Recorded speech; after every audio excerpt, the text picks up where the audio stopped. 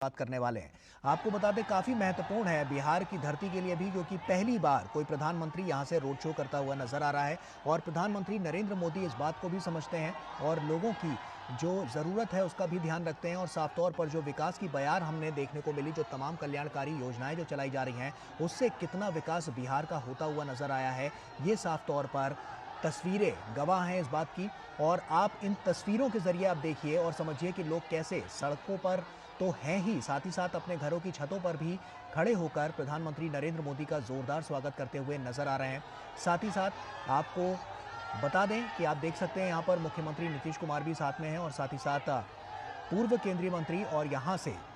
पटना साहिब से जो प्रत्याशी हैं रविशंकर प्रसाद, वो भी उनके साथ यहाँ पर मौजूद हैं। तो ऐसे में काफ़ी महत्वपूर्ण ये पूरा क्षण हो जाता है, क्योंकि प्रधानमंत्री नरेंद्र मोदी जब भी रोड शो करते हैं हमने देखा है कि जन सैलाब उमड़ पड़ता है। ऐसे में बिहार की जनता भी प्रधानमंत्री नरेंद्र मोदी को बहुत पसंद करती है और हमने 2019 के चुनाव में भी देखा, जो सबसे ज़्यादा सीटें लेकर बीजेपी ही आगे निकलकर सामने आई थी। और अब की बार भी ये देखने को मिल सकता है जब 4 जून को नतीजे आएंगे कि अब की बार भी काफ़ी महत्वपूर्ण हो जाएगा चुनाव के लिहाज से, यहाँ के लोगों के लिहाज से। और बिहार की जनता जिस तरह से हमने देखा कि लगातार जो अपने विकास की जो कहानी और जो गाथा लिखने की कोशिश की है, तो वो कहीं ना कहीं काफ़ी महत्वपूर्ण हो जाता है और बहुत कुछ सिद्ध करता है। और ये तस्वीरें इसी बात की गवाह हैं। आप देख सकते हैं हज़ारों की संख्या में यहाँ पर लोग मौजूद हैं। राजेश हमारे सहयोगी हमारे साथ जुड़ रहे हैं, राजेश का रुख करते हैं। राजेश, साफ तौर पर तस्वीरें बहुत कुछ कह रही हैं, क्योंकि प्रधानमंत्री नरेंद्र मोदी जब यहां पर पहुंचे जोरदार तरीके से इनका स्वागत किया गया और ये तस्वीरें अपने आप में एक बड़े संकेत दे रही है लोकसभा चुनाव को लेकर। देखिए, प्रधानमंत्री नरेंद्र मोदी का जो काफिला है वो पटना एयरपोर्ट से राजभवन पहुंचा और राजभवन के बाद वो सीधे डाक बंगला चौराहा होते हुए भट्टाचार्य मोड़ पर पहुंचे। और यहाँ जो मैं दृश्य देख पा रहा हूँ गौरव, ये एक अद्भुत विहंगम मनोरम दृश्य है कि प्रधानमंत्री के साथ एक तरफ रविशंकर प्रसाद मौजूद है। पर ये रोड शो की जो हम तस्वीरें देख रहे हैं, हम देख रहे हैं महिलाएं भी बड़ी संख्या में इसमें आगे बढ़ती हुई नजर आ रही हैं। रोड शो को लेकर क्या हलचल नजर आ रही है और साफ तौर पर तस्वीरें बहुत कुछ कह रही हैं। मैं वही आपको बताना चाह रहा था गौरव की जो महिलाएं हैं वो बड़ी तादाद पे प्रधानमंत्री नरेंद्र मोदी का स्वागत करने के लिए यहाँ खड़ी है। आप दृश्यों में देखिए कि माथे पर साफा बांधी हुई है, उनका गेटअप बिल्कुल जो है वो बदला हुआ है और उनका कहना है कि आधी आबादी का प्रतिनिधित्व जो है प्रधानमंत्री नरेंद्र मोदी के नेतृत्व में जिस तरीके से देश में बढ़ा है, उसकी कहीं ना कहीं हम उसको थैंक्स करने के लिए, उनका अभिवादन करने के लिए, उसका शुक्रिया अदा करने के लिए ये तमाम महिलाएं पटना की सड़कों पर चल रही हैं प्रधानमंत्री नरेंद्र मोदी के काफिले के आगे। और उसके बाद मीडिया का काफिला है और आप ये देखिए नजारा, पीएम मोदी किस तरीके से सड़क के दोनों किनारे जो लोग खड़े हैं, छतों के ऊपर खड़े हैं, फूलों की वर्षा हो रही है और जगह जगह पर कटआउट बनाए गए हैं, जगह जगह पर जो नजारे आए जा रहे हैं। अद्भुत मनोरम दृश्य हम कह सकते हैं। प्रधानमंत्री नरेंद्र मोदी पटना में पहली बार रोड शो करने के लिए पहुंचे हैं और कल रविशंकर प्रसाद का जब मैंने इंटरव्यू किया था गौरव, तो उन्होंने कहा कि देश के नरेंद्र मोदी पहले प्रधानमंत्री हैं जो बिहार में रोड शो करने के लिए आए हैं। इससे पहले उनका कभी भी रोड शो बिहार में नहीं हुआ था या किसी भी प्रधानमंत्री का रोड शो नहीं हुआ था। तो ऐसे में कहीं ना कहीं यह जो रोड शो और सड़कों पर उमड़ा जन सैलाब, और ये देखिए कि हमारी ठीक दाहिनी तरफ जो प्रधानमंत्री का काफिला है उससे हम कह सकते हैं कि बाईं तरफ ये जिस तरीके से काशी विश्वनाथ में के मंदिर में जब शाम के समय आरती की जाती है, उस आरती की भव्य छटा देखने को मिल रही है। और तमाम जो धार्मिक आस्था में, अनुष्ठान में आस्था रखने वाले लोग हैं वो काशी विश्वनाथ की तर्ज पर आरती कर रहे हैं और आरती के दौरान कहीं न कहीं बड़े बड़े दीपों की जो लड़ियां हैं, जो मालाएं हैं, वो साफ तौर पर देखने को मिल रही है। पटना की सड़कों पर प्रधानमंत्री अभिभूत है, उनके साथ बिहार के डिप्टी सीएम और प्रदेश अध्यक्ष सम्राट चौधरी भी दिखाई पड़ रहे हैं और प्रधानमंत्री तमाम लोगों का अभिवादन स्वीकार कर रहे हैं। हाथ जोड़कर जो लोग विश्वनाथ की तर्ज पर जो लोग दीपों की लड़ियां लेकर आरती कर रहे हैं, प्रधानमंत्री ने झुककर अभिवादन किया, उनका नमन किया और यह दिखाता है कि जिस शालीनता और जिस व्यवहारिकता के साथ प्रधानमंत्री पटना की सड़कों पर लोगों का अभिवादन स्वीकार कर रहे हैं, अभिनंदन स्वीकार कर रहे हैं। और यह पहला मौका है जब देश के किसी प्रधानमंत्री ने बिहार में आकर रोड शो किया है। बिल्कुल बिल्कुल राजेश, आप बने रहिए हमारे साथ। वरिष्ठ सहयोगी हमारे विनोद मिश्रा जी भी हमारे साथ जुड़ चुके हैं। विनोद जी, साफ तौर पर हमने देखा कि रोड शो चाहे जहां भी हो देश भर में, जन सैलाब एक उमड़ कर सामने आता है, लोग फूल बरसाते हैं, प्रधानमंत्री का जोरदार तरीके से स्वागत करते हैं। कुछ तस्वीरें जो साफ तौर पर नजर आ रही हैं, पटना भी यहाँ पर वहाँ के जो लोग हैं वो भी काफी जोर शोर से प्रधानमंत्री का स्वागत करते हुए नजर आ रहे हैं। अद्भुत नजारा और ये अद्भुत जो दृश्य आप देख रहे हैं, जैसे राजेश अभी कह रहे थे कि ये बिहार से एक इतिहास बन रहा है। इतिहास में इसलिए कह रहा हूँ कि जब ये देखिए कि देश के पहला प्रधानमंत्री आज अगर पटना से इस बड़े एक रोड शो के आयोजन में शामिल है, साथ में वहाँ के सीएम नीतीश कुमार है, कैंडिडेट रविशंकर प्रसाद है, बाकी जो बीजेपी के वहाँ लीडर है। लेकिन ये अद्भुत मैं इसलिए कह रहा हूँ कि बिहार का जिस तरह से आप ये देखिए कि पटना और पाटलिपुत्र दो एक कंस्टिट्यूंसी है वहाँ राजधानी के पास में, ये पूरे देश के लिए जो मैसेज का तो ये बहुत अलग है, लेकिन बिहार के लिए एक बहुत बड़ा मैसेज है। ये संदेश है कि बिहार जो मुख्य धारा पे जो शिकायत रहती है कि बिहार अभी तक पिछड़ा हुआ है, प्रधानमंत्री का यह रोड शो और इसके बाद कल से जो 3 रैलियां प्रधानमंत्री की ताबड़तोड़ रैलियां हैं, तो आप कह सकते हैं कि इस इलेक्शन में ये 4th फेज तक आते आते अब इलेक्शन के मैदान में प्राइम मिनिस्टर मोदी एक नए धार देने जा रहे हैं। और वो नए धार जो है, उस धार को अगर आप ये इस तरह से हम समझे कि आज बंगाल में प्राइम मिनिस्टर मोदी 4 रैलियां करके पटना वो लौटे हैं और इस लौटने के साथ प्रधानमंत्री का यह रोड शो है। हम अंदाजा कर सकते हैं कि 42-45 डिग्री टेम्परेचर में देश का प्रधानमंत्री एक बंगाल के एक सूबे में 4 बड़ी रैलियां करके पटना आता है और इतने बड़े रोड शो के आयोजन में शामिल होता है, तो उसका एनर्जी लेवल क्या है। और जब हम उस एनर्जी के लेवल के साथ में बात करते हैं तो उसमें ये भी देखने की जरूरत होती है कि वो कमिटमेंट लेवल क्या है। और उस कमिटमेंट लेवल की बात जब आप देखते हैं, तब जब इस रोड शो के दोनों बगल खड़े हुए लोगों की उत्सुकता, लोगों की ये भीड़, लोगों की ये ललक, तब हमें पता चलता है कि प्राइम मिनिस्टर का ये कमिटमेंट, प्राइम मिनिस्टर की ये एनर्जी लेवल, ये सारा कुछ सब कुछ इसी लोगों के विश्वास में है, सब कुछ इसी लोगों के भरोसे में है जो घरों के बालकनी में हो या जहां भी। जो देखिए ये छोटी छोटी सड़कें हैं जहां से ये सड़क ये काफिला गुजर रहा है प्रधानमंत्री मोदी का, वो सड़कें छोटी है क्योंकि पुराना पटना का वो इलाका है और ठसाठस भरी हुई दोनों सड़कों के बीच से प्रधानमंत्री मोदी का ये काफिला निकल रहा है। तो आप यकीन कीजिए कि जो राजनीतिक दशा दिशा की जो चर्चा टीवी पे जो भी होती रही हो, पटना के मन में, बिहार के मन में क्या है, ये रोड शो बता रहा है। और रोड शो में ये आकुलता लोगों की और जो लोगों की ललक बता रही है कि देश के लिए लोग चुनाव चुनते हैं, राज्य के जो वहाँ की स्थानीय समस्याएं हैं वो किसी भी रूप में, कोई भी जाति कॉम्बिनेशन है वो देश के कॉम्बिनेशन के सामने में पीछे छूट जाता है। और वो जब नरेंद्र मोदी सामने में होता है तो लोगों के सामने में सिर्फ देश होता है। और ये इस भीड़ से, इस लोगों की ललक से इस रोड शो में बिहार से, पटना से ये साफ मैसेज है। बिल्कुल विनोद जी, 2019 में हमने देखा कि बीजेपी सबसे बड़ी पार्टी बनकर यहाँ पर उभरती हुई नजर आई थी और साफ तौर पर 17 सीटों पर काबिज हुई थी। अब की बार के जो आंकड़े हैं, क्योंकि जेडीयू भी साथ में आ रही है, तो कहीं ना कहीं कह सकते हैं कि अब की बार बड़ी बढ़त की ओर भारतीय जनता पार्टी और एनडीए गठबंधन बढ़ता हुआ दिखेगा। डेफिनेटली अगर आप ये देखिए कि सबसे पहले जो मैंने बताया कि पटना में आप जो जमीनी सच्चाई है उसको समझना चाहिए। देखिए प्रधानमंत्री मोदी का अभी तक ये तीसरे फेज के पूरा होने और चौथे फेज के कल इलेक्शन से पहले तक 82 रैलियां प्रधानमंत्री मोदी ने किया है देश के अलग अलग कोने में।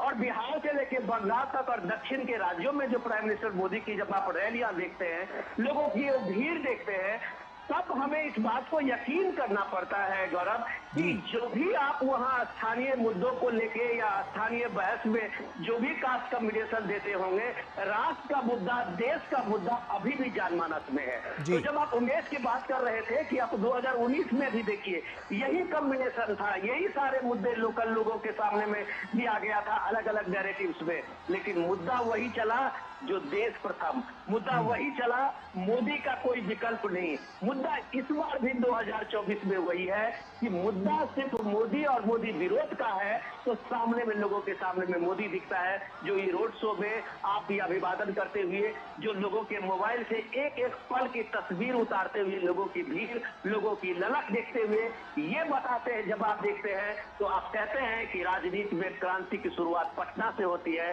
तो राजनीति में जो देश का ये आप मिजाज देखते हैं, उसकी शुरुआत ये पटना का ये रोड शो आप दिखा रहा है कि मोदी है तो मुमकिन है।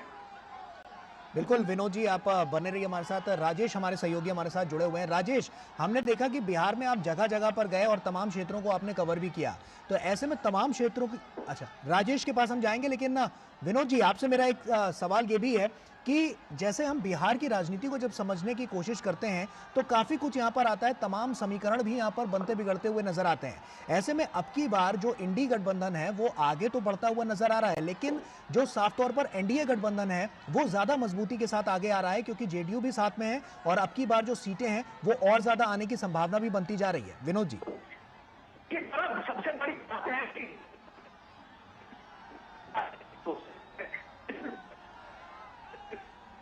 लेकिन जो बीजेपी और खासकर का जो अभियान और खासकर के नरेंद्र मोदी का जो अपना कैंपेनिंग स्टाइल है, वो उन सारे नैरेटिव्स को कैस के एक तरीके से बुलडोज करते हुए दिखते हैं। इसका ये सीधे सीधे मतलब है कि आपको कम से कम जो नैरेटिव अभी तक जो भी दिया रहा था, आज प्राइम मिनिस्टर मोदी ने जिस तरह से पश्चिम बंगाल में 5 गारंटी की बात की है, तो आप उस चीज पे गौर कीजिए कि जब प्राइम मिनिस्टर मोदी कहते हैं कि ये मोदी की गारंटी है, ये पूरा इलेक्शन 2024 गारंटी वर्सेस गारंटी हो रही है, और उसमें प्राइम मिनिस्टर मोदी आज पश्चिम बंगाल में 5 गारंटी की बात करते हैं, और वो जब वो बताते हैं कि धार्मिक आधार पे कोई आरक्षण नहीं होगा,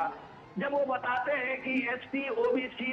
के एससी एसटी ओबीसी के आरक्षण में कोई भी कोई इसको छू नहीं सकता, इसमें कोई इसको छेद नहीं सकता, कोई जब ये बताते हैं कि कोई भी काम और धारा 370 के का जो फैसला है उसको नहीं सकता, जब वो बताते हैं अपनी गारंटी में कि सीए का कोई नहीं उसको बदल सकता, तो इतने जो गारंटी है उस गारंटी के बाद जब लोग देखता है तो लोगों को लगता है ये मोदी है जो आजमाया हुआ है। उसको लगता है कि मोदी ने जो ये काम अपना जो भी चीजें आज तक किया है वो पूरा करके दिखाया है, और उसके कंपैरिजन में जब आप इतने सारे गारंटी 5 न्याय 25 गारंटी खटाखट इकोनॉमी वाली गारंटी कि आप सीधे सीधे किसी के अकाउंट में 1 लाख डाल देंगे, कोई कह रहा है कि हम आपको 2 करोड़ नौकरी दे देंगे,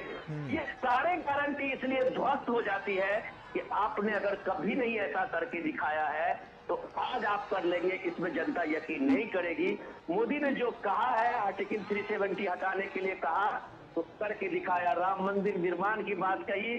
करके दिखाया, सीएए का कानून की बात कही तो करके दिखाया, जो मोदी ने कहा वो करके दिखाया है। तो ये सारे लोग अभी तक जो संविधान और आरक्षण ये सारी चीजें जब बात कर रहे थे तो उसको पीएम ने एक तरह से इन्हें कम से कम विपक्ष के इंडिया गठबंधन के इस सारे नैरेटिव को एक्सपोज किया है कि हम आरक्षण को किसी को छूने नहीं देंगे, लेकिन उसके साथ उन्होंने ये भी कहा कि हम धर्म के आधार पर इस आरक्षण को कभी ये मंसूबा पूरे नहीं होने देंगे। तो ये सारी बात इन सारे नैरेटिव्स को एक बड़ा मैसेज देता है काउंटर में, जब पीएम मोदी की इस रैली को आप देखते हैं और जब इस रैली में लोगों की ललक देखते हैं, देखिए हजारों हजार लोगों के हाथें उठी हुई है, हर के हाथों में वो मोबाइल फोन से एक एक लम्हे को कैच करते हुए देखिए ये रोड का काफिला बहुत धीरे धीरे से गुजर रहा है। जैसे कि मैं आपको बता रहा था कि बहुत वहाँ पे छोटी सड़कें हैं, पतली सड़कें हैं, ये पुराना शहर है, बिजनेस का कारोबारी वो इलाका है, और उस बीच में लोगों को कम से कम मैं कह रहा हूं कि घंटों इंतजार करना पड़ा होगा प्राइम मिनिस्टर मोदी का एक झलक पाने के लिए, और मोदी के लगभग हर लोगों को एक तरह से अभिवादन करते हुए उनसे रूबरू करते हुए आगे बढ़ता हुआ ये काफिला। तो ये जो अपार भीड़ अपार स्नेह है ये लोग भी जो ये ललक है और प्रधानमंत्री के पटना में ये पहला रोड शो है, ये एक इतिहास बनाने वाला होगा। ऐसा गौरव जरूर ऐसा दिखेगा। बिल्कुल, और ये इतिहास ही है जो आज साफ तौर पर बनता हुआ भी नजर आ रहा है, क्योंकि आज से पहले किसी भी प्रधानमंत्री ने यहाँ पर रोड शो नहीं किया है। तो इस बात की भी, अगर हम इस बात को भी देखें तो काफी महत्वपूर्ण ये पूरा क्षण हो जाता है पटना वासियों के लिए और बिहार की जनता के लिए। हमारे साथ राजेश राज भी लगातार जुड़े हुए हैं। राजेश, अब आपका ही रुख कर रहा हूं। और राजेश, साफ तौर पर आपने बिहार में तमाम क्षेत्रों को कवर किया, वहां पर गए और जमीनी हकीकत क्या कहती है ये भी टटोलने की कोशिश की। आपकी बार का सियासी गणित क्या कहता है लोकसभा चुनाव को देखते हुए? देखिए, लोकसभा चुनाव की बात करें तो यहाँ पर चौथे चरण का मतदान जो है गौरव कल होना है। और हमने देखा कि 3 चरणों में जिस तरीके से मतदाताओं ने वोटिंग किया, हालांकि गर्मी और भारी तपिश जो थी, लू का जो है तपिश, वो देखने को मिली, जिसकी वजह से शुरुआती 2 चरणों में मतदान का प्रतिशत कम रहा। लेकिन तीसरे चरण के बाद अब हम देख पा रहे हैं कि बिहार में मतदाताओं का जो उत्साह है वो 7वें आसमान पर नजर आ रहा है। और प्रधानमंत्री नरेंद्र मोदी के आगमन के बाद आगमन के नजारा पटना की सड़कों पर दिखाई पड़ रहा है। तो ये साफ तौर पर लग रहा है कि कहीं न कहीं जो उमंग, उत्साह और जोश मतदाताओं का ठंडा पड़ा हुआ था, वो पीएम मोदी के आगमन के बाद वह उत्साह जो है वो 7वें आसमान पर नजर आ रहा देखा जा सकता है। सड़क के दोनों किनारे लोग जो है प्रधानमंत्री मोदी का इस्तकबाल करने के लिए, उनका अभिवादन करने के लिए यहाँ पर खड़े नजर आ रहे हैं। हाथों में गुलाबों की पंखुड़ियां हैं, फूलों के लड़ियां हैं और कहीं पर अयोध्या के राम मंदिर की झांकी दिखाई पड़ती है, तो कहीं पर मधुबनी पेंटिंग, मिथिला पेंटिंग की बानगी दिखाई पड़ती है। कहीं पर कलाकार जो है माथे पर साफा बांधकर धागे से प्रधानमंत्री मोदी के चित्रों को उकेरते हैं। और जो यहाँ की महिलाएं हैं, आधी आबादी का जो प्रतिनिधित्व करती हैं, वो महिलाएं माथे पर पाग बांधकर, साफा बांधकर प्रधानमंत्री मोदी को थैंक्स कर रही हैं कि आपने महिला आरक्षण विधेयक जो है, नारी शक्ति बंधन विधेयक के रूप में महिलाओं को जो सशक्त करने का काम किया है, इसके लिए बिहार की जो महिलाएं हैं वो प्रधानमंत्री मोदी के काफिले में उनकी गाड़ी के ठीक आगे नजर आ रही हैं और वो आगे चलकर पीएम मोदी का जोरदार अभिनंदन कर रही हैं। बिहार की सियासत की बात करें अगर गौरव, तो कहीं ना कहीं पूरी सियासत जो है यहाँ पर जाति और आरक्षण के इर्द गिर्द घूमती रही है। और हम कह सकते हैं 2015 विधानसभा चुनाव के वक्त भी इसे उसके इर्द गिर्द घुमाने की कोशिश की गई। लेकिन प्रधानमंत्री नरेंद्र मोदी पिछड़ों दलितों की हिमायत करने की जब बात करते हैं, जब बताते हैं लोगों को कि केंद्र में 26 मंत्री ओबीसी बनाए गए और आरक्षण, बिल्कुल राजेश, साफ तौर पर ये अब की बार नजर भी आएगा, क्योंकि जब लगातार हम देख रहे हैं कि 7 चरणों में जो चुनाव हैं उसमें से चौथे चरण का चुनाव जो है वो कल है, तो ऐसे में काफी महत्वपूर्ण हो जाता है और बिहार की जनता के लिए भी और जो वादे यहाँ पर किए गए हैं उसके लिए भी। विनोद जी, लगातार हम इस बात को देख रहे हैं कि बिहार की जनता जो है, एक प्रधानमंत्री नरेंद्र मोदी की जो लोकप्रियता है वो तो लगातार बढ़ती जा रही है और ऐसे में बिहार की जनता भी बढ़ चढ़कर उनका अभिवादन और सत्कार करने के लिए, जोरदार स्वागत करने के लिए किस तरह से यहाँ पर लाखों की संख्या में हम कह सकते हैं, क्योंकि एक बड़ा रोड शो है ये, तो वहां पर लोग पहुंचे हुए हैं। ऐसे में विकास की जो बयार लगातार हम देख रहे हैं जो केंद्र सरकार बढ़ाने की कोशिश कर रही है, वो बिहार में और तेज गति से आती हुई नजर आएगी, तो कितनी बड़ी तस्वीर यहां से निकलकर सामने आएगी? देखिए गौरव, आपने बहुत बढ़िया सवाल पूछा है कि पटना में पीएम का एक रोड शो का कुछ न कुछ तो मतलब जरूर होगा। और जब हम इस बात को देखते हैं कि पीएम का जिस रोड शो का मतलब क्या है, और जब पहली बार जब ये कहते हैं कि आजादी के बाद पहली बार देश का प्रधानमंत्री पटना में रोड शो कर रहे हैं, तो इसके मतलब को अगर हम समझने की कोशिश करें तो हम ये समझ सकते हैं कि प्रधानमंत्री मोदी का एक तरह से इस रोड शो में इलेक्शन के समय में करने का एक सीधा मैसेज ये भी है कि बिहार के पिछड़ेपन को लेके, बिहार के आर्थिक विकास को लेके, बिहार के इंडस्ट्रियलाइजेशन को लेके, ये सारी जो इतनी शिकायतें रही है, शायद प्रधानमंत्री मोदी आज इस रोड शो के जरिए एक तरह से वो कमिटमेंट देते हुए इसको एक तरह से पूरा करते हुए जा रहे हैं कि हमने अपनी आंखों से पटना के पूरे शहर के पुराने पटना से नए पटना तक के जो 2.5 किलोमीटर का स्ट्रेच है, हमने उसके चीजों को देखा है और पटना बदलेगा, बिहार बदलेगा, और बिहार बदलेगा तो देश में एक नए बदलाव, एक आर्थिक बदलाव का भी एक मैसेज बनेगा, एक समृद्ध भारत की बात भी जब बात बनेगी तो वो सारी चीजों का मैसेज पटना में इन लोगों के सामने में प्रधानमंत्री मोदी का एक तरह से आप समझिए कि इसका संदेश ये भी है।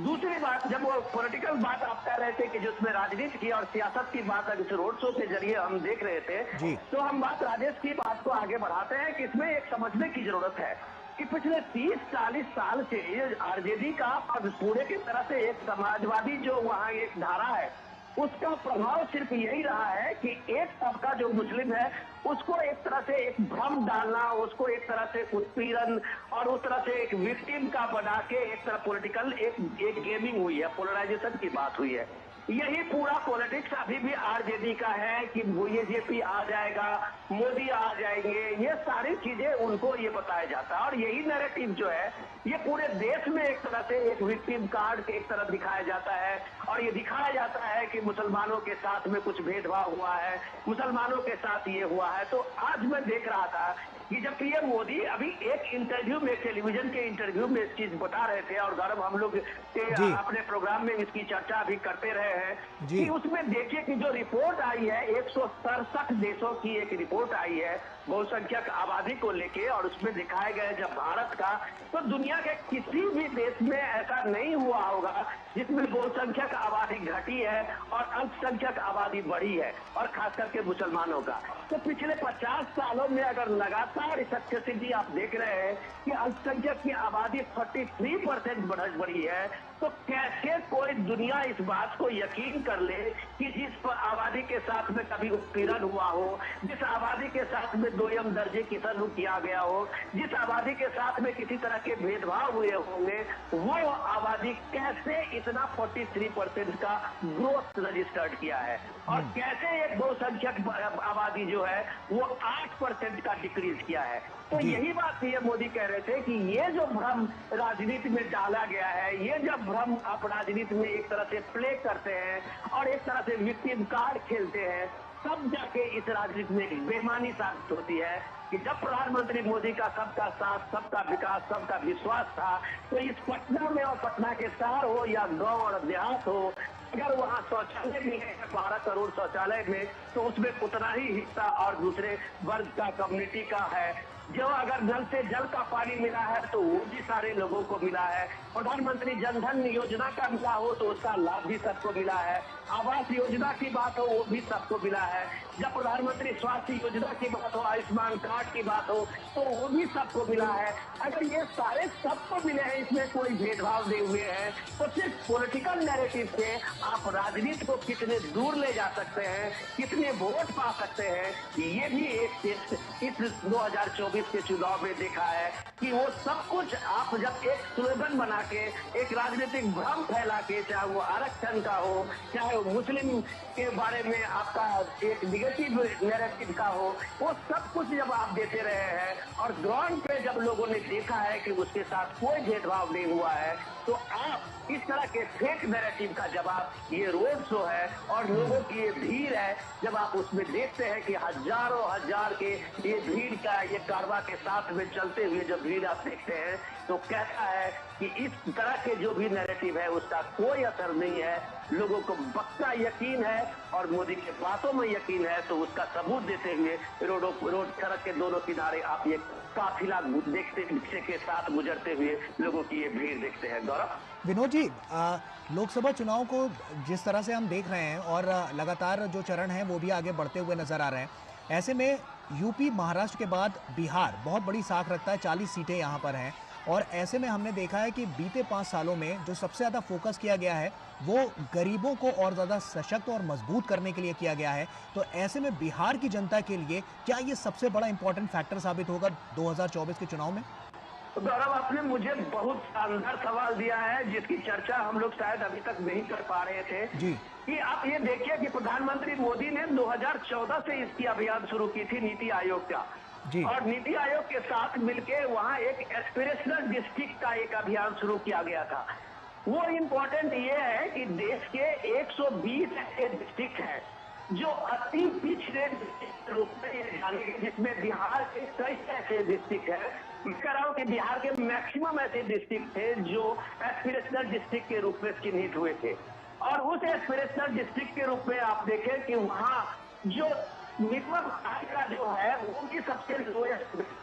वहाँ जो लोगों की लिविंग स्टैंडर्ड था, वहाँ जो इंफ्रास्ट्रक्चर की बात थी वो सबसे लोएस्ट था। और गौरव, आपको जान के खुशी होगी कि वो जो एस्पिरेशनल डिस्ट्रिक्ट का कैंपेन नीति आयोग की तरफ से शुरू हुआ था, उसमें स्टेट कोई भी हो, वहाँ पे सरकारें कोई भी हो, लेकिन वो सीधा केंद्र की तरफ से वो सारे जो एस्पिरेशनल डिस्ट्रिक्ट के थे उसको एक तरह से अडॉप्ट किया गया था। और सरकार की, प्राइम मिनिस्टर मोदी के जितने फ्लैगशिप स्कीम थे उस सारे स्कीम को ले जाके वहाँ वो इंश्योर किया गया था कि 100 के 100% वहाँ इंश्योर होगी। तो आप पटना के आसपास के जितने गांव देख रहे हैं वो जितने गांव बहुत पिछड़े गांव थे और ये एस्पिरेशनल डिस्ट्रिक्ट में थे। पटना के बिहार के साथ में आप मधुबनी को देख लीजिए, दरभंगा को देख लीजिए, सीमांचल के डिस्ट्रिक्ट को देख लीजिए, ये सारे एस्पिरेशनल डिस्ट्रिक्ट में थे। और वहां उस एस्पिरेशनल डिस्ट्रिक्ट में 24 घंटे बिजली इंश्योर हुई कि वहां घर घर बिजली जो है वो मुफ्त बिजली पहुंचाई गई,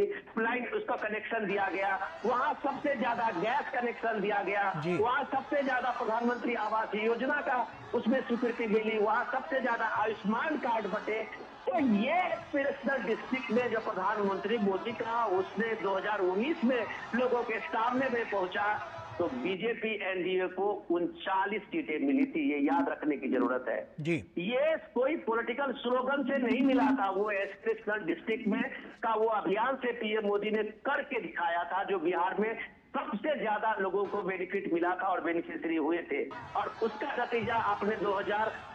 2019 में देखा था कि 39 सीटें मिली थी। वो सिलसिला जो है एस्पिरेशनल डिस्ट्रिक्ट का वो आज भी जारी है। और अगर उस डिस्ट्रिक्ट में जो एक विकास के रूप में वो आगे बढ़े हैं तो पीएम मोदी कहते हैं कि ये एस्पिरेशनल इंडिया है, आकांक्षी भारत जब आप कहते हैं तो लोगों को ये उम्मीद लगती है कि ये जितना विकास के बाद जब पीएम मोदी कहते हैं कि 25 करोड़ आबादी को गरीबी रेखा से बाहर निकाल आया है तो वो क्रेडिट एस्पिरेशनल डिस्ट्रिक्ट को जाता है। और जब वो एस्पिरेशनल डिस्ट्रिक्ट के प्रभाव से आज लोग एक तरह से मुख्यधारा में लौटे हैं तो ये आप ये देखिए कि रोड शो का नजारा देखिए, वो सारे एस्पिरेशनल डिस्ट्रिक्ट के और वो महत्वाकांक्षी भारत के वो लोग हैं जिनको ये लगता है, यकीन लगता है कि जो विकसित भारत के संकल्प मोदी कहते हैं वो कागजी नहीं है, वो जमीन पे उतरा है और सब लोगों का ये भरोसा जगता है। गौरव, बिल्कुल। और विनोद जी इस पर भी नजर डालें तो अब हम थोड़ा सा विपक्ष की भी बात कर लेते हैं, क्योंकि साफ तौर पर हमने देखा कि इंडी गठबंधन यहाँ पर बहुत कुछ खेल करने की कोशिश कर रहा है, लेकिन अब की बार क्या वो इसमें कामयाब हो पाएगा? तमाम उनके पास कोई ऐसे मुद्दे नहीं है जिसके लिए वो जनता के बीच जा पाए, क्योंकि 2019 में हमने देखा सिर्फ कांग्रेस एक सीट लेकर आई थी, बाकी आरजेडी वगैरह कहीं नजर नहीं आई। तो अब की बार क्या लगता है, क्या इंडी गठबंधन जो कि साथ मिलकर आगे आ रहा है तो अब की बार क्या उनके लिए कोई यहाँ पर फैक्टर साबित हो सकता है, या अब की बार जो साफ तौर पर जनता जो विकास की बयार देख रही है उसी आधार पर वोट करेगी? बहुत बढ़िया गौरव, आपने जो सवाल किया उसका जीता जागता उदाहरण आपके सामने में है जी कि यही बिहार है जो सबसे पहले इंडिया गठबंधन की सबसे पहला नींव इसी बिहार से पाटलिपुत्र से हुआ था। बिल्कुल। और यही नीतीश कुमार है जो इसके पूरे तरह से एक तरह से संयोजक उसके थे। और नीतीश कुमार के खेत का वो क्रेडिट गया था कि वो एक तरह से 27-28 दलों को बिहार में और पटना में बुला के विपक्ष की एक नई धुरी बनाने की कोशिश की थी।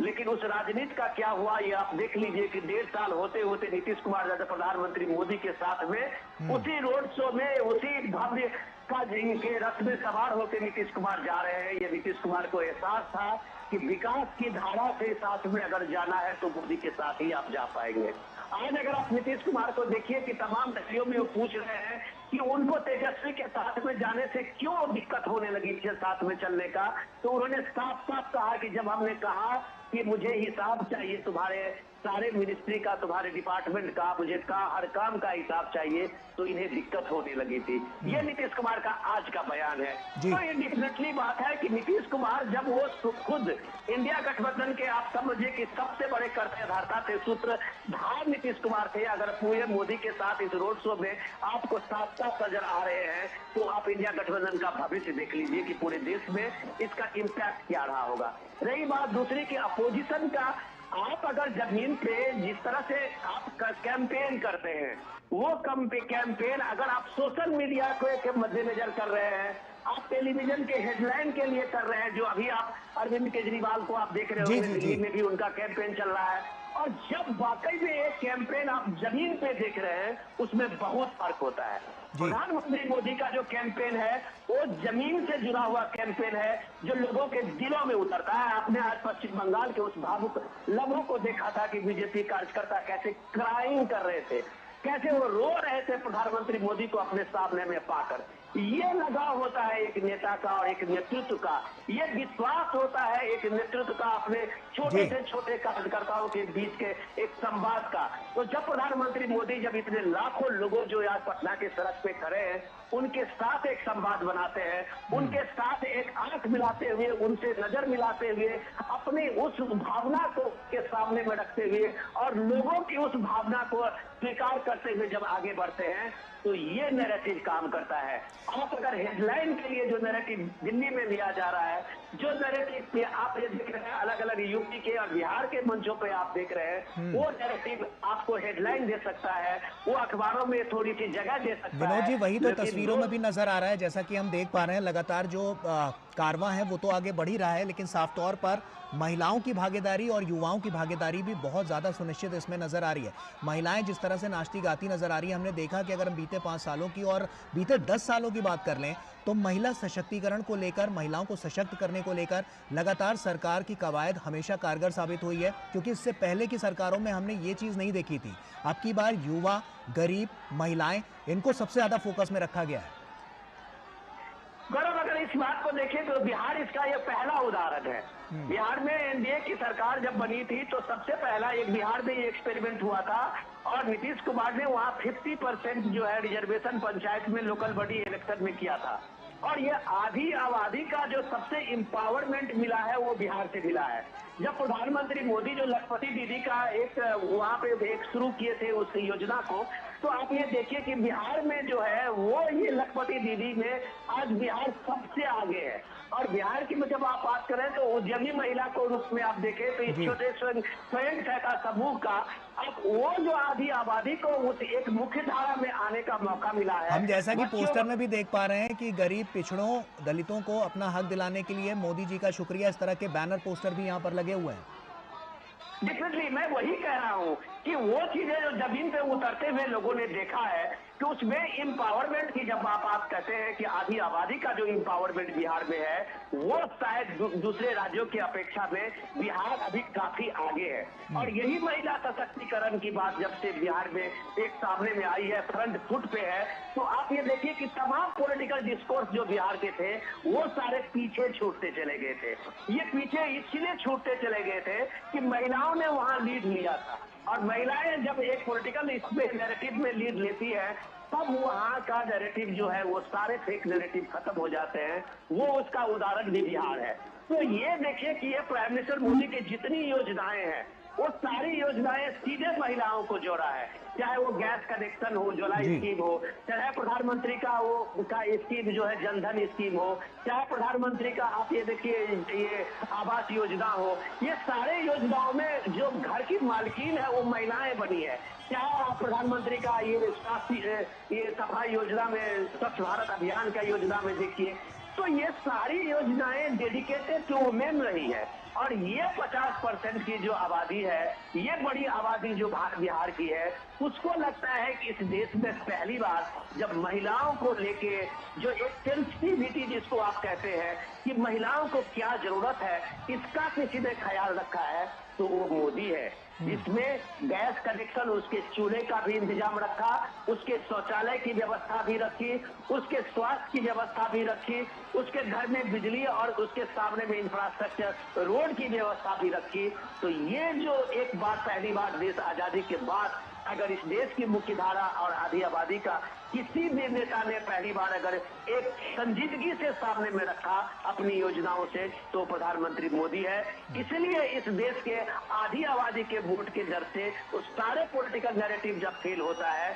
तब ये इस तरह का एजेंडा चलता है कि हम 5,000 देंगे, हम 2,000 देंगे, हम 1,000 देंगे। ये 1,000 जो बरसता है वो इसी का डर है, जिसको लगता है कि प्रधानमंत्री मोदी ने एक तरह से अपनी आधी आबादी में जबरदस्त तरीके से अपनी जगह बनाई है, जो ये महिलाओं को आप सामने चलते हुए दिखते हैं। बिल्कुल विनोद जी, आप बने रहिए हमारे साथ। राजेश राज हमारे सहयोगी हमारे साथ जुड़े हुए हैं। राजेश, दूर दराज के इलाकों की जब हम बात करते हैं जहां पर पहले सुविधाएं नहीं पहुंच पाती थी, अब की बार क्या है वहां का समीकरण कि वहां तक जो तमाम केंद्र सरकार की योजनाएं, परियोजनाएं और जो लोगों तक पहुंचने की कवायद थी, वो अब की बार क्या कुछ कह रही है और कितना अंतर नजर आया और कितना वहां पर जो तस्वीर है वो बदलती हुई नजर आई है?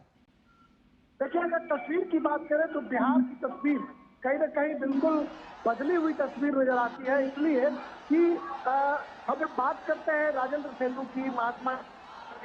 या फिर वैसे ब्रिज जो बरसों से जर्जर पड़े हुए थे, जो पटना को उत्तर बिहार और दक्षिण बिहार से जोड़ नहीं पा रहे थे, तो ऐसे ब्रिज जो महात्मा गांधी सेतु ब्रिज है, जिससे कहीं ना कहीं मोतिहारी बेतिया वाल्मीकि नगर की दूरी जो है वो सिमट दी गई, वो सेतु का निर्माण कराया गया। राजेंद्र सेतु जो बेगूसराय, सिमरिया, मोकामा के इलाके में है, दिनकर राष्ट्रपति रामधारी सिंह दिनकर की भूमि पर, वहां पर 6 लेन पुल का निर्माण किया जा रहा है, डबल ब्रिज रेलवे का निर्माण कराया जा रहा है। सड़कों का जाल हम कह सकते हैं कि बिहार में 4 लेन के रूप में जो है वो बिक चुका है। तो ऐसे में जब हम विकास की अवधारणा की बात करते हैं तो कहीं ना कहीं बिहार उस पर आगे बढ़ता हुआ दिखाई पड़ता है। एक जमाना था जब बिहार में कुछ पार्टियां वो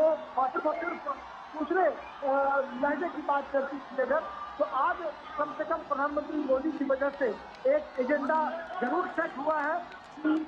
सत्ता और विपक्ष दोनों जो है वो विकास की बात कर रहे हैं। विकास बनाम विकास की लड़ाई जो है वो बिहार में दिखाई पड़ रही है। एक तरफ अगर प्रधानमंत्री नरेंद्र मोदी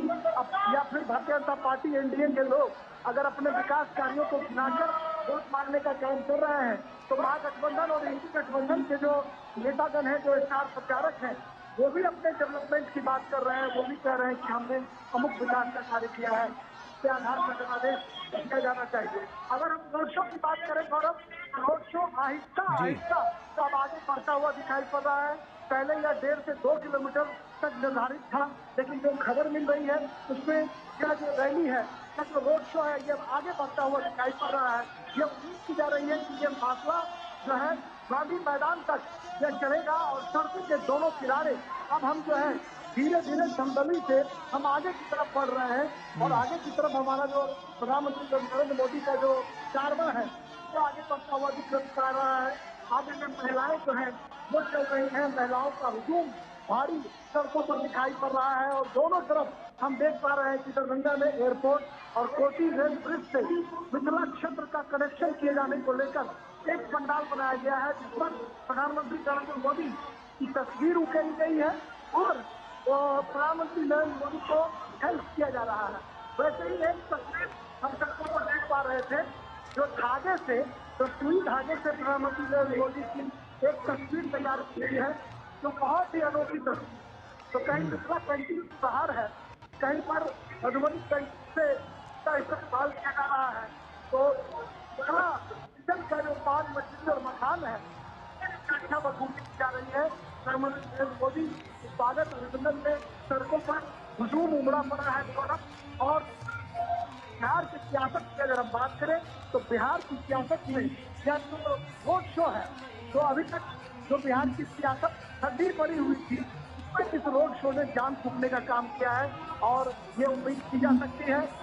राजेश, जैसा कि हम देख पा रहे हैं महिलाएं यहाँ नाचती हुई नजर आ रही हैं और साफ तौर पर हम देख सकते हैं कि युवाओं में बड़ा जोश नजर आ रहा है। कितना जोश और हर्षोल्लास के साथ प्रधानमंत्री नरेंद्र मोदी का यहाँ पर स्वागत किया जा रहा है। ऐसा लग रहा है कि पहली बार तो पटना में बिहार की धरती पर प्रधानमंत्री नरेंद्र मोदी यहाँ पर रोड शो करते हुए नजर आ रहे हैं, लेकिन लोगों को ऐसा देखकर लगता है कि लोग इनका बेसब्री से इंतजार कर रहे थे, जिसकी झलक ये तस्वीरें साफ तौर पर बयां कर रही हैं।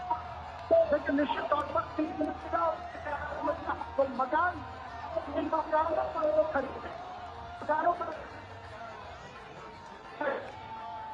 दोनों तरफ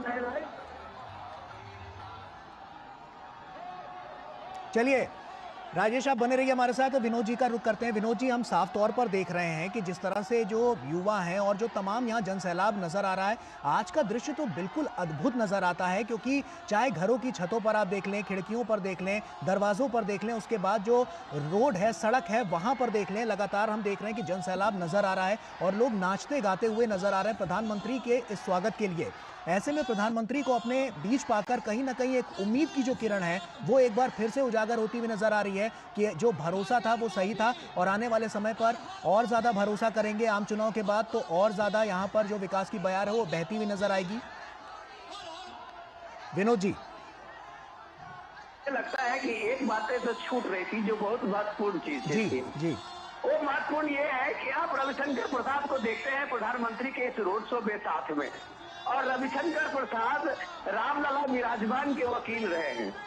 और जी। रामलला विराजमान के वकील मैं इसलिए कह रहा हूँ कि राम मंदिर अभियान की बात जब आप कहते हैं, उस संघर्ष की बात कहते हैं, जी। तो रविशंकर प्रसाद उसके पहले वकील वही थे। अब बीजेपी में उसके बाद वो मंत्री भी बने हैं, बहुत कद्दावर नेता भी है, लेकिन उनकी पहचान वो राम मंदिर के साथ में है। जी। तो रामलला के विराजमान को प्राण प्रतिष्ठा के बाद, अयोध्या में राम मंदिर बनने के बाद, अब सोचिए कि उस बिहार में उसका किस तरह का एक बड़ा होगा। जी। आप ये सोचिए कि बिहार में जिस तरह जब वहाँ के कार सेवा की बात हो रही थी, अयोध्या में जिस तरह राम मंदिर का उस समय में संघर्ष चल रहा था, तो सबसे पहला वो बिहार के ही था अभियान की शुरुआत करने वाला, और उस अभियान की शुरुआत बिहार से ही हुई थी, सीतामढ़ी से। ये जानकी की भूमि भी है।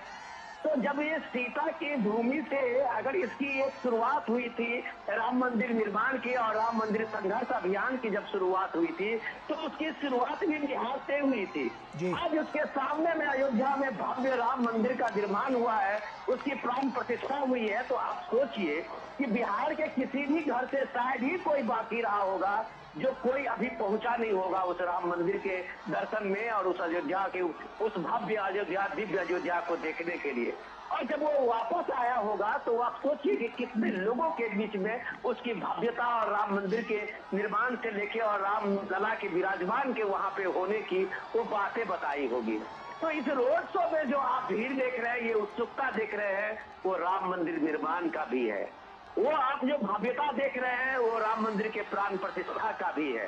वो जब आप भव्यता देख रहे हैं तो उस आयोजन में उस 500 साल के संघर्ष की गाथा भी है, जो एक तरह से एक नॉलेजमेंट है। वो जब आप इस तरह की लोगों की वो ललक देख रहे हैं तो पटना गवाह है उस संघर्ष का। पटना गवाह है भारत में अपने प्राचीन सांस्कृतिक धरोहर की स्थापना का एक मूल स्वरूप में लाने का। तो ये सारी चीजें आप देख रहे हैं। जब पटना में प्रधानमंत्री मोदी गुजर रहे हैं तो थोड़ा सा इसका इतिहास जाने तो आप ये देखिए कि आजादी के बाद एक दो बार सीपीएम के और कम्युनिस्ट पार्टी के नेता यहाँ पे प्रधानमंत्री लोकसभा का नेतृत्व किए थे, लेकिन लगातार वहाँ बीजेपी का और जनसंघ का यहाँ पे एक मजबूत पकड़ रही है, और उस पकड़ को वहाँ लोगों ने बना के रखा है। अभी भी बिहार में अगर आप कहें तो पाटलिपुत्र और पटना साहिब का जो इलाका है उसमें भारतीय जनता पार्टी की अच्छी पकड़ है। सुशील मोदी को हम लोग अभी नहीं भूले होंगे। सुशील मोदी भी वहाँ एक बड़े लीडर वहाँ एक तरह से हुआ करते थे और काफी उनकी अच्छी पहुंच बनी रहती थी, लोगों के साथ जनसंपर्क था। तो ये सारी चीजें आप देखते हैं तो ये भी हमें याद रखना चाहिए कि बिहार में आप राम मंदिर का उस चीज को, राम मंदिर प्राण प्रतिष्ठा का उस भव्य स्वागत का उस चीज को भी आप नजरअंदाज नहीं कर सकते हैं। बिहार में विकास एक साथ में है, लेकिन बिहार में दूसरा मुद्दा जो है वो राम मंदिर भी है, जो लोगों के प्रत्यक्ष सामने में है। लोग वहां जा रहे हैं, प्राण प्रतिष्ठा के समारोह में शामिल हुए हैं। कामेश्वर चौपाल भी उसी बिहार से है, जो एक दलित है जिनका जो स्थापना में, शिलान्यास में उनकी भूमिका रही थी। तो सब कुछ है। बिहार सिर्फ राम मंदिर सिर्फ एक यूपी का कनेक्शन नहीं है, उससे बड़ा कनेक्शन बिहार से है, जो बिहार में उसकी भागीदारी है साधुओं का, संतों का, लोगों का, कार सेवकों का, नेताओं का, वकीलों का।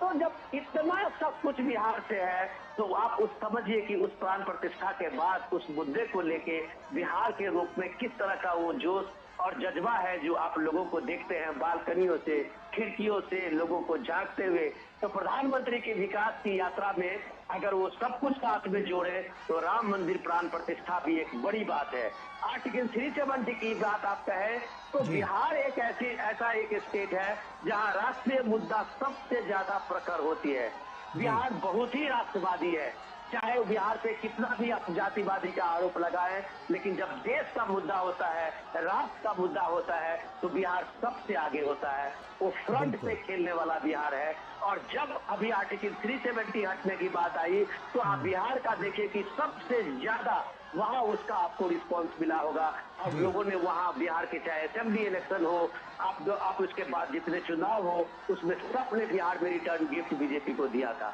तो ये ऐसा नहीं है कि बिहार को जिस तरह से बदनाम किया जाता है जाति के नाम पे, बिहार को जिस तरह से बदनाम किया जाता है अन्य और चीजों के नाम पे,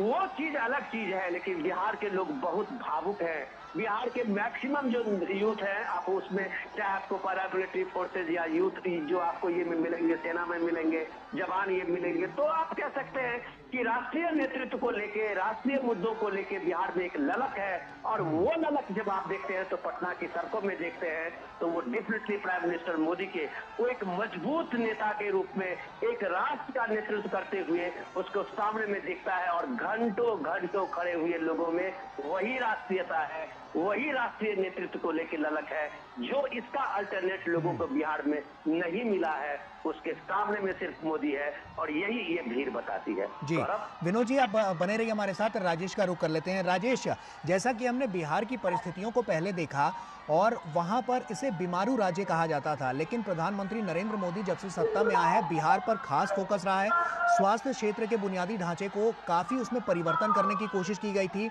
अब की बार के चुनाव में ये कितना बड़ा फैक्टर है और बिहार के आज स्वास्थ्य की बात करें तो कितना बड़ा परिवर्तन वहां पर नजर आया है? लेकिन मैंने आपको पहले भी कहा गौरव कि बिहार में चाहे रेलवेज की बात करें, रोडवेज की बात करें, हाईवेज की बात करें या फिर वाटरवेज की बात करें, इन तमाम क्षेत्रों में बिहार में कई तरह के काम हुए हैं। सिमरिया बेगूसराय में आप देखें, नितिन गडकरी जो राष्ट्रीय राजमार्ग मंत्री हैं वो पहुंचे थे, उन्होंने वहां पर। राजेश, ये भी चाहूंगा कि आप साथ ही साथ ये भी बताएं कि ये जो आज का रोड शो है वो किन किन जगहों से होते हुए गुजर रहा है और क्या क्या इम्पोर्टेंट फैक्टर्स रहने वाले हैं। कि मैं तो आपको रोड शो की व्याख्या ही शुरू से कर रहा था गौरव, लेकिन मैं समझ पा रहा हूँ कि रोड शो जो निर्धारित जो स्थल था वहां से अब आगे बढ़ रहा है। मैंने आपको पहले भी बताया था कि 1.2 किलोमीटर जो है वो निर्धारित किया गया था, लेकिन भीड़ को देखते हुए, जो भीड़ का अभिवादन और अभिनंदन का जो जज्बा है उसको देखते हुए प्रधानमंत्री नरेंद्र मोदी का काफिला निर्धारित स्थल जो ठाकुरबाड़ी मोड़ था वहां से अब नाला रोड होते हुए गांधी मैदान की तरफ जो है आगे बढ़ चला है। और एक लंबा रोड शो काफिला डाकबंगला चौराहे से भट्टाचार्य मोड़, उसके बाद फिर मुहानी दलदली होते हुए नाला रोड होते हुए हम ये जो काफिला है ये धीरे धीरे हम कह सकते हैं कि गांधी मैदान की तरफ बढ़ रहा है। जो 1.2 किलोमीटर का जो फासला था गौरव, वह आप तकरीबन 3.5 किलोमीटर से ज्यादा का तय करेगा यह रोड शो। और प्रधानमंत्री नरेंद्र मोदी को देखने के लिए सड़क के दोनों किनारे जो पलक पावड़े बिछाए हुए लोग हैं, इनका एक खूबसूरत सारा कह सकते हैं। और मैं उसे आपको बिल्कुल सजीव दिखाना और बताना चाह रहा था कि कहीं ना कहीं हाथों में मोबाइल लिए हुए उनकी एक तस्वीर को कैद करने के लिए हर उम्र वर्ग की, चाहे वो लड़कियां हो, बच्चे हो, नौजवान हो, बूढ़ी माताएं हो, बुजुर्ग चाचा हो, ये तमाम लोग की एक झलक पाने के लिए हाथों में मोबाइल लेकर उस दृश्य को, खूबसूरत विहंगम को मोबाइल में कैद करना चाहते हैं, जो कहीं न कहीं बिहार में सियासत से अलग एक सामंजस्य जो है वह दिखाकर कर रहा है कि सियासत चाहे जो भी हो, लेकिन जो सामंजस्य है, जो शालीनता है, जो विनम्रता है, बिहार में किस तरीके से लोग यहाँ पर अपने देश के नेता, देश के प्रधानमंत्री को देखने सुनने, उनका अभिनंदन करने के लिए खड़े हुए हैं, यह दिखाता है कि वाकई बिहार जो है वो लोकतंत्र की जननी है। बिहार का वैशाली हिंदुस्तान लोकतंत्र की जननी है, दुनिया भर के मुल्क के लोगों की जननी है। और प्रधानमंत्री हमेशा जब बिहार आते हैं तो भिखारी ठाकुर को नमन करते हैं, कर्पूरी ठाकुर को नमन करते हैं, वो चंद्रगुप्त बुद्ध और महावीर के बिहार का जिक्र करते हैं, आर्यभट्ट के बिहार का जिक्र करते हैं, और कहीं ना कहीं जो जयप्रकाश नारायण का जो बिहार है उसका वो जिक्र करते हैं, उनको भी नमन करते हैं। तो कहीं ना कहीं बिहार का जो गौरवशाली अतीत है, गौरवशाली अतीत की झलक एक बार फिर पटना की सड़कों पर देखी जा रही है। और लगातार पटना की राजेश, आपने कर्पूरी ठाकुर का जिक्र किया, मेरा सवाल इससे जुड़ा हुआ है कि कर्पूरी ठाकुर को मरणोपरांत अब जैसे केंद्र सरकार ने भारत रत्न से नवाजा है, तो ऐसे में अब की बार ये कितना इम्पैक्ट है और इससे जो बिहार की जनता है वो कितना खुश नजर आई है? हेलो जी राजेश, कर्पूरी ठाकुर को जिस तरह से भारत रत्न से सम्मानित किया गया मरणोपरांत, भारत सरकार का ये एक बहुत बड़ा फैसला था, तो ऐसे में वहां की जनता, बिहार की जनता, क्योंकि आपने वहां पर तमाम क्षेत्र कवर किए हैं, तो ऐसे में वहां पर इसका कितना इम्पैक्ट पड़ता हुआ नजर आया? कर्पूरी ठाकुर भारत रत्न से नवाजे गए हैं और जी। पर कर्पूरी ठाकुर बिहार की धरोहर है और बिहार की धरोहर कहीं सबकी एक पहचान रही है। और जिस तरीके से प्रधानमंत्री नरेंद्र मोदी ने उनको सम्मान देने का काम किया, उनको भारत रत्न देने का फैसला किया, इससे जो गरीब गुरबा पिछड़े वर्ग के जो लोग हैं उनमें काफी खुशी देखी गई। और शायद यही वजह थी कि जब भारत रत्न लेने के लिए उनके जो बेटे हैं रामनाथ ठाकुर, राज्यसभा के सांसद हैं, वो जब वहां पर पहुंचे राष्ट्रपति भवन के सभागार में, तो एक अद्भुत नजारा देखने को मिल रहा था। और ये मानव और आजाद की गरीब परिवार से आने वाले कर्पूरी ठाकुर हैं, गरीब परिवार से बिलोंग करने वाले जो कर्पूरी ठाकुर हैं, उनको भारत सरकार ने भारत रत्न से नवाजने का काम किया। इसकी सराहना चारों तरफ हम कह सकते हैं की जा रही है। और पिछड़े दलित वर्ग के लोगों को सम्मान दिलाने की बात जब कभी की जाती है तो प्रधानमंत्री नरेंद्र मोदी इसके यहाँ जरूर बताने की कोशिश करते हैं कैसे हमने भारत रत्न कर्पूरी ठाकुर को सम्मानित किया, कैसे डॉक्टर भगवान लाल सहनी जो बिहार से आते हैं उनको ओबीसी कमीशन का चेयरमैन उन्होंने बनाया था। अभी हंसराज अहीर ओबीसी कमीशन के चेयरमैन हैं, लेकिन अपनी 2019 की सभाओं में पीएम मोदी ये बताते थे कि हमने ओबीसी कमीशन को कैसे संवैधानिक दर्जा दिया और डॉक्टर भगवान लाल सहनी को पहला बिहार से आते हैं। और कहीं ना कहीं ओबीसी और पिछड़े वर्ग के जो लोग हैं, जो हाशिए पर पड़े हुए लोग हैं, उनको सम्मान दिलाने के लिए जो भारत सरकार का प्रयास है, उस प्रयास का जिक्र प्रधानमंत्री मोदी जरूर करते हैं। और मैंने आपको पहले ही कहा, बिहार जो है संगठन पर चाणक्य की भूमि है, महावीर और बुद्ध की भूमि है, आर्यभट्ट की भूमि है, जयप्रकाश नारायण की भूमि है। जिस जयप्रकाश नारायण के आंदोलन में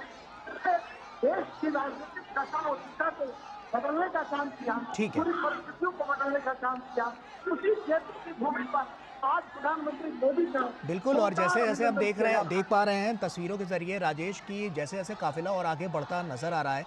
जो संख्या बल है वो भी और तेज गति से बढ़ती हुई नजर आ रही है। और साफ तौर पर जो महिलाएं हैं वो किस तरह से यहाँ पर आप देख सकते हैं उद्घोष करती हुई नजर आ रही हैं। प्रधानमंत्री भी लगातार हाथ हिलाकर सभी का अभिवादन स्वीकार करते हुए, और जोरदार ये रोड शो नजर आ रहा है। आप देखिए चप्पे चप्पे पर किस तरह से लोग यहाँ पर व्याकुल हैं प्रधानमंत्री की एक छवि पाने के लिए। तस्वीरें बहुत कुछ कह रही हैं, अद्भुत ये तस्वीरें हैं, अलौकिक ये तस्वीरें। और साफ तौर पर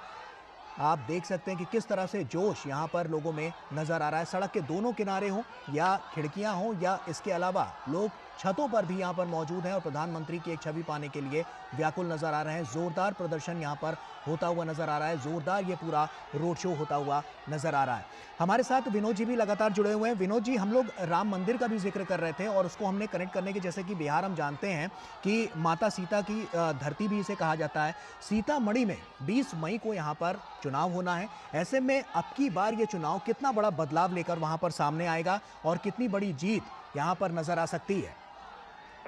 गौरव, अगर आप मुझे इजाजत दें तो जो सवाल आपने राजेश को पूछा था, मैं थोड़ा सा उसमें कुछ करना चाह रहा हूँ कि देखिए, कर्पूरी ठाकुर बिहार के सिर्फ एक नेता और फॉर्मर चीफ मिनिस्टर नहीं रहे। कर्पूरी ठाकुर बिहार में अगर एक आदर्श नेता के रूप में, बिहार के आदर्श के रूप में आप रखेंगे 2-4 लोगों में, तो कर्पूरी ठाकुर भी एक है।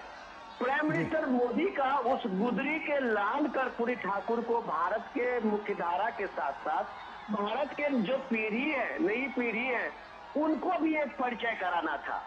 ये इस देश में ये सवाल पूछने वाला है कि भाई ये समाजवादी पार्टी के लोगों यहाँ जो आरक्षण की बात और गरीब पिछड़े दलितों की करने वाले बात लालू यादव हो, जी। वो लगातार यूपीए के 10 साल के शासन में ये लोग चाबी रखने वाले लोग थे कि अगर चाबी देंगे तो सरकार चलेगी, अगर चाबी निकाल लेंगे तो सरकार गिर जाएगी। किसी ने कर्पूरी ठाकुर को भारत रत्न दिलाने की बात क्यों नहीं की? किसी ने इस, चाहे वो समाजवादी यूपी के हो, क्यों नहीं इस गरीब के, और जो पहली बार आरक्षण लेके पिछड़ों का लेके कर्पूरी ठाकुर मुंगेरी लाल के कमीशन बना के उन्होंने पहली शुरुआत की थी, जो मंडल कमीशन से पहले का था, जो गरीबों को हक दिलाने के लिए आगे बढ़ा था, उसको कभी भारत रत्न दिलाने की बात क्यों नहीं की थी? तो ये बेईमानी पकड़ी गई थी। और नरेंद्र मोदी ने जब उनको भारत रत्न से सम्मान मिला था, तब पहली बार इस देश के पिछड़ों को, उस दलितों का एक स्वाभिमान का एक जवाब उसको ये मिला था कि उसके कर्पूरी ठाकुर, उस गुदरी के लाल को भी देश ने सम्मानित किया है, देश ने उसको रिकॉग्नाइज किया है उनके मरने के बाद भी। तो ये एक बड़ी बात थी। वो कर्पूरी ठाकुर की बिहार में शख्सियत थी कि आज अगर लालू यादव जो अपना एक परिवार चला रहे हैं, वो कर्पूरी ठाकुर उनसे पहले 2 बार चीफ मिनिस्टर हुए थे और अपने परिवार के किसी व्यक्ति को राजनीति में आने नहीं दिया था। वो कर्पूरी ठाकुर थे जो उसी समस्तीपुर से आते हैं, जो कर्पूरी ठाकुर थे जो अपने लिए एक घर नहीं बना पाए। वो अपने मरने के बाद भी उनका झोपड़ी का एक घर रहा, और आज आलिशान बंगले लगभग हर मेट्रो में लोगों के पाए जाते हैं, नेताओं के पाए जाते हैं, समाजवादियों के पाए जाते हैं। तो उन सारे समाजवादियों के लिए कर्पूरी ठाकुर वो आदर्श है, वो मॉडल है। तो उस मॉडल को नरेंद्र मोदी ने भारत रत्न दिया था, जो देश को एक गौरव करने की बात थी कि हमारे देश में ऐसे गुदरी के लाल भी हुए हैं,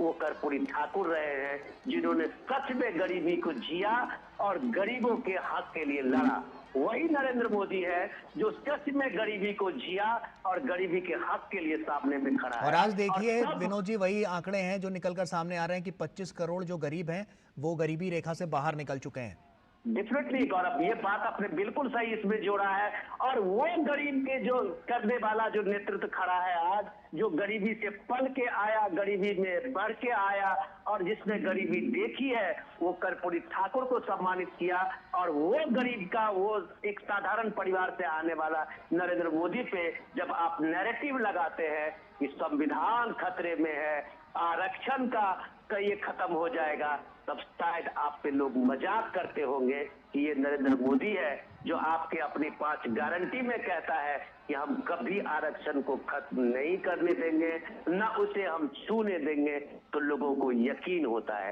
ये बात मैं इसलिए जोड़ता हूँ। दूसरा सवाल पे आपका सीतामढ़ी पे आता हूँ कि देखिए, ये मिथिला का भी पूरा सीतामढ़ी से लेकर नेपाल का वो तराई क्षेत्र रहा है, जहाँ जानकी का नाम से ही लोग अपने को एक पहचान जोड़ते हैं। हम जब कहते हैं कि हम राजा जनक के उस भूमि से आते हैं, तो हमारी एक पहचान मिथिला और जानकी से होती है। और जब उस पहचान से होती है, और जब प्रभु राम की अयोध्या में आज विराजमान होती है, भारत का वो सत्य जगह है, भारत का जब वो पुरुषत्व जगह है, तो मिथिला और वो सीतामढ़ी किस तरह से पीछे रह जाएगी। तो ये सोचने की बात है कि राम मंदिर के वहां प्राण प्रतिष्ठा रामलला के आने के बाद इन सारे इलाकों में एक जो चेतना जगी है। अब आप देखिए कि सीतामढ़ी में जानकी का भी मंदिर की शुरुआत होने लगी है, और वो लगभग पंडोरा धाम, ऐसा कहा जाता है कि वहाँ शुरुआत लगभग हो चुकी है। तो भारत ने, अपने सनातन ने, अपने पुराने